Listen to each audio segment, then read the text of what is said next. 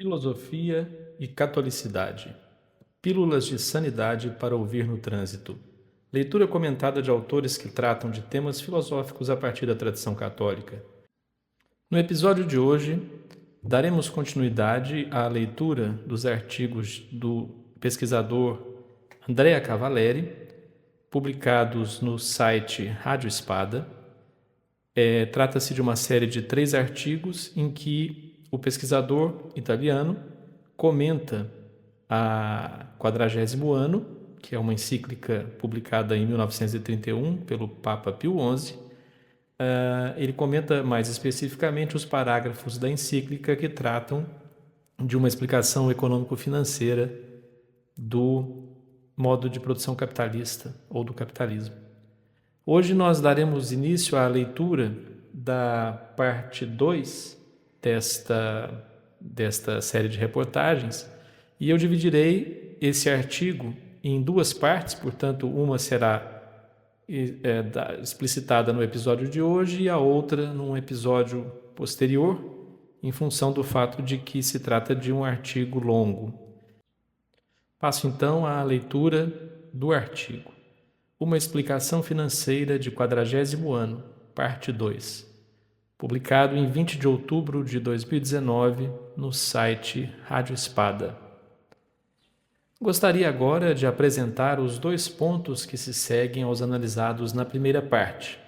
Eis o texto. 107.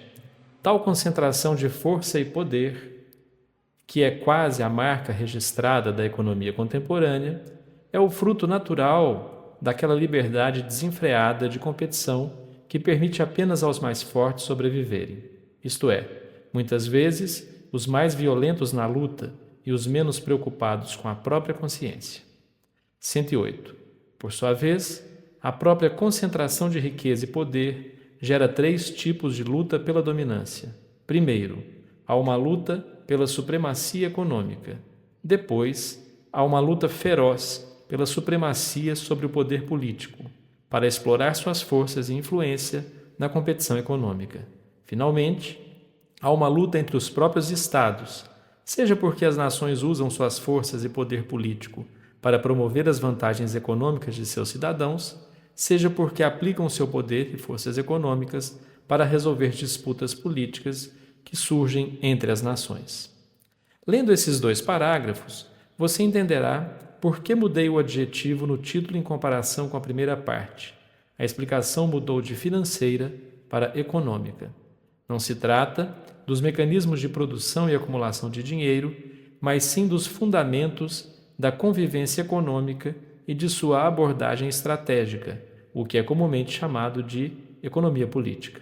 E aqui, no ponto 107, encontramos uma grande surpresa. Uma condenação inequívoca do liberalismo. Um dos axiomas da doutrina econômica liberal, já exposto por Adam Smith no alvorecer dessa teoria, é que a ação econômica irrestrita, impulsionada pela ganância, produzirá resultados úteis enquanto houver competição.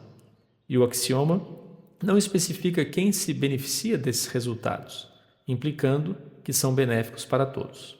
Em vez disso, o Papa argumenta que a concentração excessiva de força e poder, denunciada nos pontos 105 e 106, não é uma exceção ou uma distorção, mas sim o produto natural da competição. O conceito é bastante simples. Um regime competitivo significa que haverá vencedores e perdedores.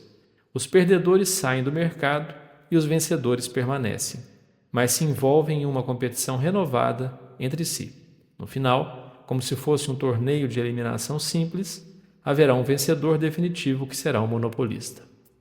Neste ponto, Pio XI concorda com ninguém menos que Karl Marx, que proclamou o paradoxo de um único senhor de tudo como o resultado final de um regime de competição desenfreada. Cito propositalmente essa concordância para atacar a inconsistência lógica que sustenta um dos argumentos mais comumente usados em favor do liberalismo, ou seja, que, como o liberalismo se opôs ao marxismo e como o marxismo está radicalmente errado, então o liberalismo está certo.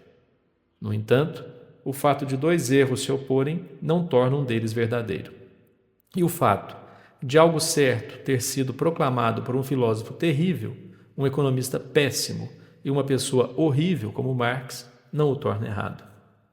A este respeito, há um pensamento brilhante de Santo Agostinho sobre os hereges que ajuda a desmascarar o sofisma. Em muitas coisas eles concordam comigo, em algumas poucas coisas não. Mas, quanto às poucas coisas em que discordam de mim, as muitas em que concordam comigo não lhes valem nada. Santo Agostinho, Salmo 54, número 19. Se, portanto, Santo Agostinho concorda com os hereges em muitos pontos, não deve ser surpresa que Pio XI concorde com Marx em apenas um. E, do ponto de vista moral, uma guerra de todos contra todos à maneira de Hobbes, mesmo que limitada aos negócios, não é um pré-requisito válido para a busca da virtude, mas, devido ao instinto de sobrevivência, uma ocasião próxima de injustiça. O Papa, aliás, afirma que aqueles que vencem a competição econômica, guerra, são os mais fortes, isto é, muitas vezes os mais violentos na luta e os menos preocupados com a própria consciência. A desonestidade, a corrupção e o derramamento de sangue estão frequentemente na raiz das grandes fortunas, e essa circunstância deveria suscitar uma reflexão sobre as tendências morais inspiradas pelo livre mercado. Quando se trata de enriquecer, recorre-se a quaisquer meios. Depois, para preservar a propriedade, independentemente de como foi adquirida, invoca-se a legalidade. Uma experiência comum que confirma essas tendências é o comportamento da máfia, que primeiro acumula dinheiro por meio do tráfico ilícito e depois o lava por meio de investimentos legais. Ou mais simplesmente, a quantidade de esforço e atividade despendida por múltiplos agentes econômicos para alcançar a evasão fiscal, isto é, a prática formalmente correta, mas essencialmente injusta, de evitar o pagamento dos impostos devidos, impondo um fardo maior sobre outros cidadãos para sustentar os gastos do Estado. Isso também é uma forma de, entre aspas, concorrência. Mas, por outro lado, é a própria teoria econômica que confirma o problema. Segundo os arquitetos e defensores do livre mercado, nesse regime existe uma relação de troca, proporcionalidade inversa, entre equidade e eficiência, ou seja, quanto mais eficiente o mercado, menos justo ele é. Ex ore tuo te judico. Significado econômico da concorrência. Ex ore tuo te judico significa eu te julgo pela tua própria boca.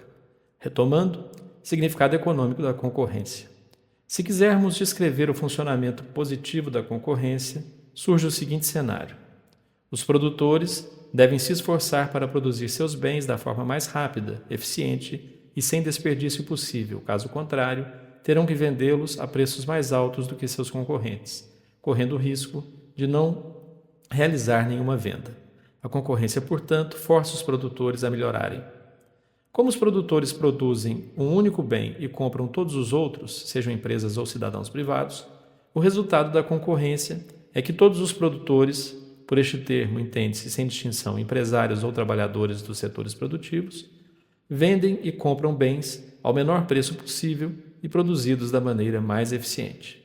Se nos limitarmos às relações entre produtores, isso não faz muita diferença. Se, por exemplo, um agricultor tivesse que vender 20 vacas para comprar um carro, após a eficiência de produção gerada pela concorrência reduzir todos os preços pela metade, ele ainda terá que vender 20 vacas para comprar o mesmo carro, exatamente como antes. O que muda? A primeira constatação, interna ao mundo da produção, é que o aumento da eficiência diminui o número total de trabalhadores. Este fato, numa época em que a pobreza tecnológica obrigava a maioria da população a produzir para sobreviver, certamente teve um impacto positivo. Hoje em dia, a situação inverteu-se, uma vez que o avanço da tecnologia torna possível produzir tudo o que é necessário, e até mais, empregando uma minoria da população. Então, o que fará a maioria das pessoas liberta das restrições da produção? Será que este enorme potencial humano foi canalizado para magníficos serviços pessoais, com cuidados fabulosos em ambientes ideais para os doentes e idosos? Será que produz instalações acolhedoras e inovadoras para as crianças e uma educação perfeita para os jovens? Será que vemos exércitos de cientistas empenhados em pesquisas para resolver os grandes problemas da humanidade? Será que a arte e a cultura estão a florescer com a proliferação de escolas e academias? Eu diria honestamente que não vemos nada disso. Agora, vamos tentar considerar o efeito da concorrência nos setores não produtivos. Atividades cuja remuneração não está atrelada a setores produtivos, diferentemente destes, se beneficiam enormemente da concorrência de outros, já que, dada uma determinada renda monetária, se o custo dos bens cair pela metade, o poder de compra desta renda monetária dobra. E há claramente dois setores que mais se beneficiam com a redução de preços: o setor financeiro e o setor burocrático. Como o setor financeiro produz e empresta dinheiro, sempre recebendo um retorno em forma de dinheiro, é evidente que quanto menores os preços, mais valiosos são seus produtos. E, de fato, todos os clamores, alarmes e sermões contra a inflação vêm desse setor, que expressa o ponto de vista dos rentistas, aqueles que ganham dinheiro sem fazer nada. E como a inflação realmente exerce uma função repressiva financeira, ela é injusta e ridiculamente demonizada. A casta burocrática, por outro lado, vive uma vida própria, garantindo seu sustento por meio de impostos e, portanto, não tem necessidade específica de manter os preços baixos. No entanto, como é chefiado por um órgão eletivo, assim como o político, ocorreu uma fusão simbiótica entre a classe que precisa de fundos para a campanha eleitoral e espaço na mídia, com aqueles que podem fornecer ambos, os grupos financeiros, que não apenas produzem e administram o dinheiro, mas também detêm a vasta maioria dos jornais e emissoras de televisão. Os políticos recebem esse apoio e, em troca, subsidiam a instituição financeira por meio de juros da dívida pública. Um método questionável de arrecadação de fundos pelo Estado, às vezes alimentado por fraude fiscal descarada, como os leilões marginais italianos. O resultado italiano dos últimos 3 anos, 2017 a 2019, mostra despesas com juros variando entre 15,5% e 16% da receita tributária total. Apenas um parêntese: no Brasil, aproximadamente 40% da arrecadação da União é gasta com pagamento de juros da dívida pública anualmente. No momento em que eu estou falando, 2025, mês 11, talvez esse dado seja de mês atrás, o gasto nos últimos 12 meses apenas com juros da dívida pública alcançou quase R$1 trilhão. Em outros países europeus, o custo da dívida pública é menor, mas na presença de dívida privada mais alta e um lucro total com juros aproximadamente igual para a instituição financeira. É precisamente o monopólio míope e ganancioso da instituição financeira, bancos mais fundos, sobre os investimentos, que produz a situação paradoxal que observamos hoje. A demanda por produtividade exagerada pesando sobre o número cada vez menor de trabalhadores da produção e a imposição simultânea de taxas cada vez maiores de desemprego forçado. O desemprego, que por um lado serve ao propósito de contenção salarial e por outro é o resultado lógico de um mundo de baixos salários, no qual a maioria da população não pode pagar por nenhum dos serviços que os desempregados poderiam oferecer. Se, portanto, economizamos em serviços pessoais, se falta pesquisa, se as instalações educacionais estão dilapidadas, se intelectuais que não conseguem encontrar um lugar como bajuladores do poder estão passando fome, se, em suma, não temos uma cidade dos sonhos, como Keynes a chamou, devemos isso a essa união incestuosa entre política e altas finanças, na qual os políticos atuam como garçons dos banqueiros, como disse Ezra Pound.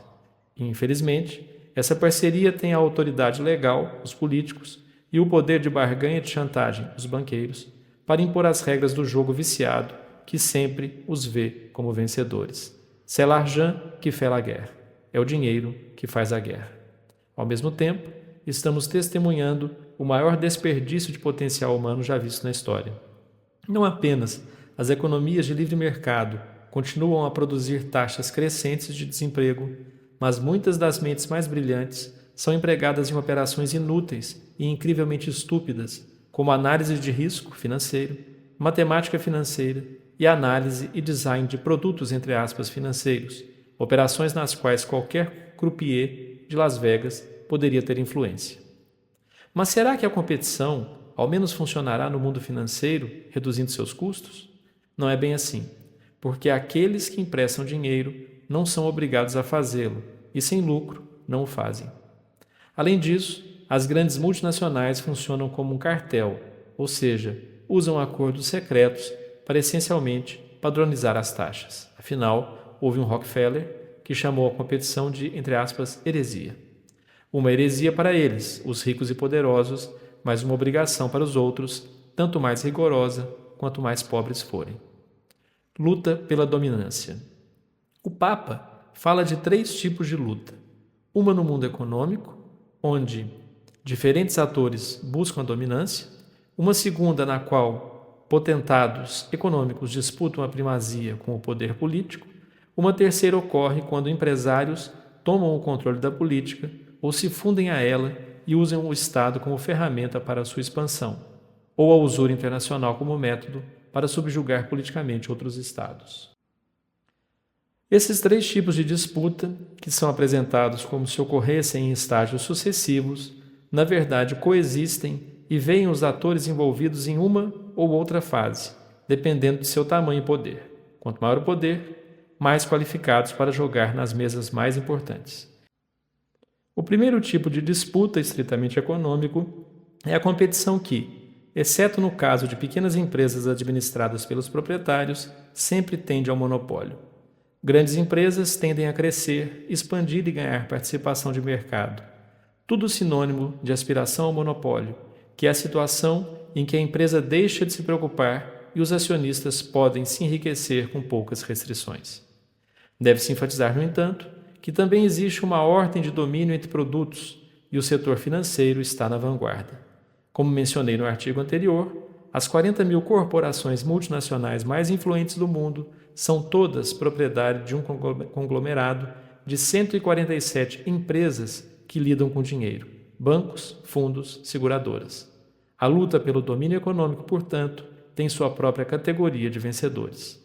Mas escrevi acima sobre a competição que gera problemas sociais, beneficia os mais violentos e menos conscienciosos e tende à autoaniquilação. Portanto, apresentarei agora uma breve visão geral para ilustrar os 2 níveis subsequentes da luta: a guerra do setor econômico-financeiro para dominar o Estado e a guerra em nível internacional. Eu paro por aqui, então, a leitura deste artigo, que é a segunda parte, como eu já disse no início, e continuo a leitura no próximo episódio, a partir do item intitulado Estadistas ou Empresários? Quem está no comando?